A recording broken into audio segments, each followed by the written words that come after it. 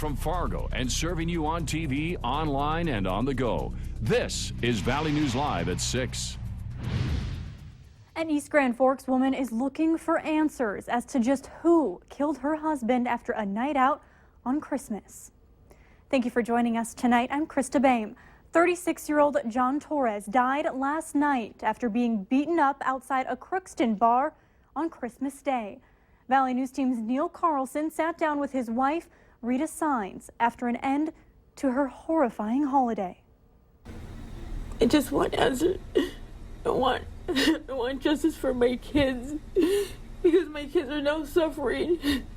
Signs calls John Torres her husband. They lived together since 1998 and have 4 children. She says they plan to get legally married this month.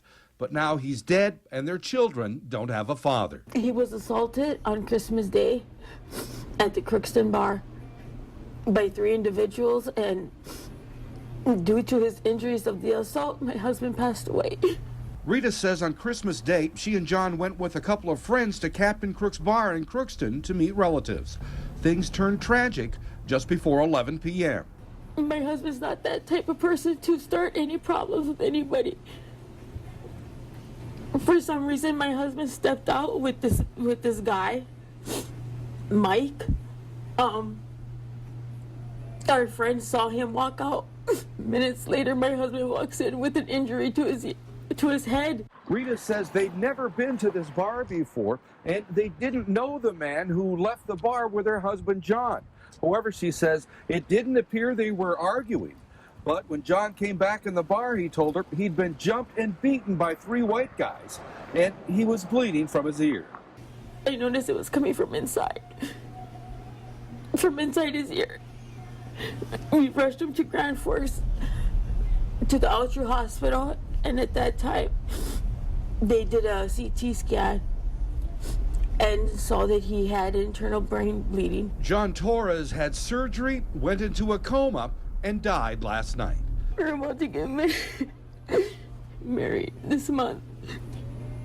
In East Grand Forks, Neil Carlson, Valley News Live. Rita says they identified photos of 2 of the 3 suspects for police. No one has been arrested yet, and police are not commenting.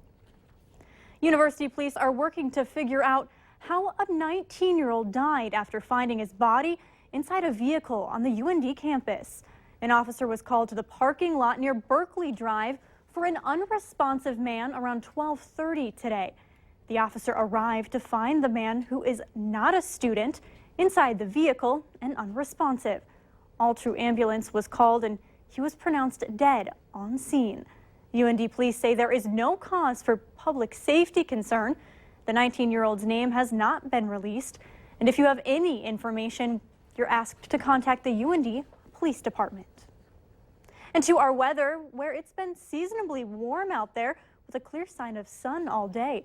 Meteorologist Justin Fanfarelli joins us now to see if those warmer temperatures will continue. Justin? And thank you, Krista. Good evening, everybody. Well, we saw sunshine today, and temperatures did get warm, near 30 degrees into the Fargo area. Let's take a look at temperatures right now.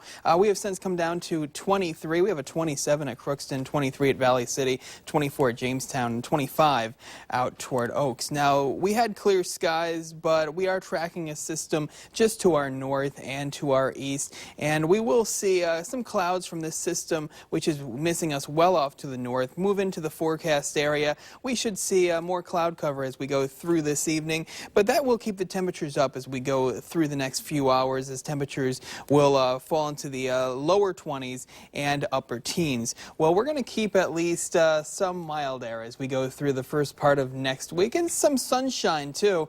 I'll have the full details coming up later in the newscast. Fargo police are investigating a burglary at a local business overnight. Officers responded to an alarm going off at Don's Car Wash on 13th Avenue South around 3 a.m. They found a smashed window where someone appeared to be able to get inside. No one is in custody for the burglary, but police did arrest a man a short time later for drug possession in the area. Police say they do not know if he's connected to the burglary. They were not able to release if anything was stolen from inside, as it remains under investigation. And crews are looking into how a van became fully engulfed overnight in a Kmart parking lot in South Fargo. The Fargo Fire Department says they responded around 1 a.m. to a van completely covered in flames. The van was running, but no one was inside the vehicle, and it was not near any buildings in the parking lot. Crews could tell the flames appeared to have started from the passenger compartment area, which the fire department says does seem suspicious. The cause is still under investigation. We're just 1 week away from Bison Nation taking over Frisco. As the Bison prepare for their 5th championship game, fans prepare to hit the road or take the air. But one Facebook group is asking for your help out in Texas along the way. 11 people died and dozens were injured when tornadoes spun through North Texas last week. Nearly 1,500 homes were damaged or destroyed. Valley News Team's Christine Stanwood talks with a fan who feels called to help. Frisco has been so hospitable to NDSU Bison for the last 4 years, and we have this amazing opportunity to go down and show a little bit of love and care and concern and, just neighborly friendship to them while we're there. Bison fans are itching to get to Frisco, Texas for this year's championship football game. Even alumni who are out of state, like Stephanie Gregg, who lives in Colorado. She will fly into Frisco on Thursday for her first time seeing the Bison play for a national championship. I'm heading down to Frisco with my husband and some best friends from Fargo. We're super excited. But it was the news of deadly tornadoes ripping through areas near Frisco that caught Stephanie's attention. They have a need, and it happened right after Christmas. It just breaks my heart to think what's happening to so many families and businesses and people down in that area. Her simple idea set to make a difference, working to help those in need while she's there, hoping Bison Nation will follow her. There's a lot of disaster relief need that is happening in and around the Frisco area. So I just had the idea to put something out on the #1 NDSU Bison fan page to spark some interest to see who else might be interested in either volunteering or maybe bringing some supplies or actually just donating money to help that area. I know North Dakotans have a super generous spirit, and it seems to have really taken off. And taken off it has. Her post has hundreds of likes and more than 50 shares, which tells Stephanie that Bison fans have even bigger hearts. What's been really neat to me is how other people around the Bison Nation have responded. In Fargo, Christine Stanwood, Valley News Live. If you're traveling to Frisco for the game and would like to join Stephanie and others who are helping, we have links to volunteer opportunities. Just go to valleynewslive.com and look for this story. The president is spending his last day of vacation in Hawaii today, and when he returns, an issue on the top of his New Year agenda is to address what he calls the nation's epidemic of gun violence. He's criticized Congress for failing to pass a bill 3 years ago to make background checks for gun purchases almost universal. Now the president is expected to try to use his executive authority to do what Congress won't. For example, closing the so-called gun show and online loophole that allows sales without background checks, a proposal through executive action that gun enthusiasts insist would be an abuse of presidential power.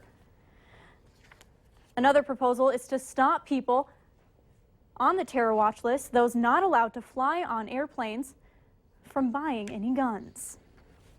And it's been a slow start to the winter sports and recreation season, but cross-country skis and snowshoes are available to be rented starting today at MB Johnson Park in Moorhead.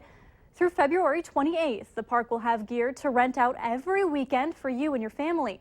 One employee is encouraging snowgoers to stop in to pick up their gear.